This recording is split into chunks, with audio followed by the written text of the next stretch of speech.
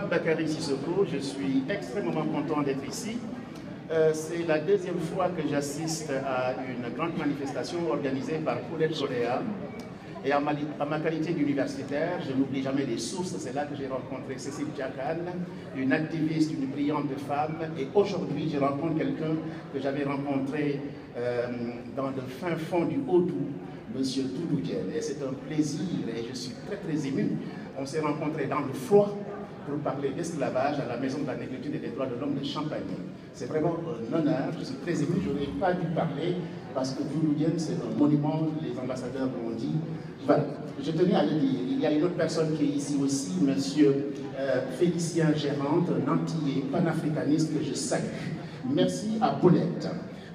La conférence est très belle, mais vous savez que les universitaires cherchent toujours la petite faute, qui n'est pas une faute méchante, qui n'entame pas en fait la beauté, la qualité de vos travaux, puisqu'effectivement vous avez oublié la charte du Mandé.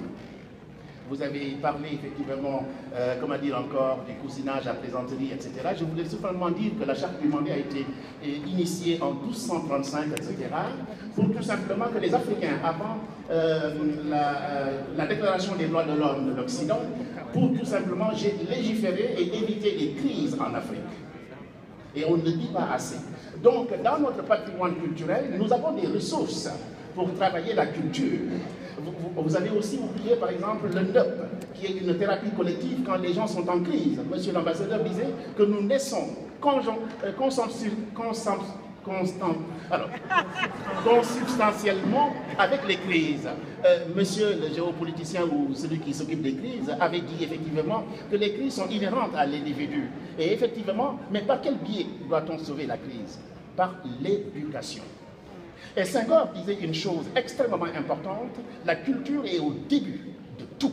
On s'est moqué de lui, mais nous les philosophes, nous ne nous sommes jamais moqués de Senghor. Parce que quand quelqu'un est éduqué, quand quelqu'un sait, et Socrate disait, nul n'est méchant volontairement, seul l'ignorant est méchant.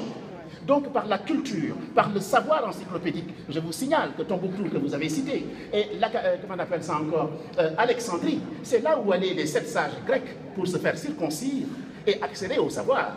Pourquoi les intégristes ont entamé Tombouctou? Parce que savoir, c'est être libre. Donc en refusant le savoir, on soumet un peuple. Donc c'est par l'éducation, le travail sophistiqué de l'éducation et de la rencontre que nous serons amenés effectivement à préserver la paix et vivre ensemble. Merci pour cette belle occasion. Paulette, si tu peux le transcrire en un petit journal, je pourrais t'aider avec grand plaisir parce que la qualité est là. Voilà, merci.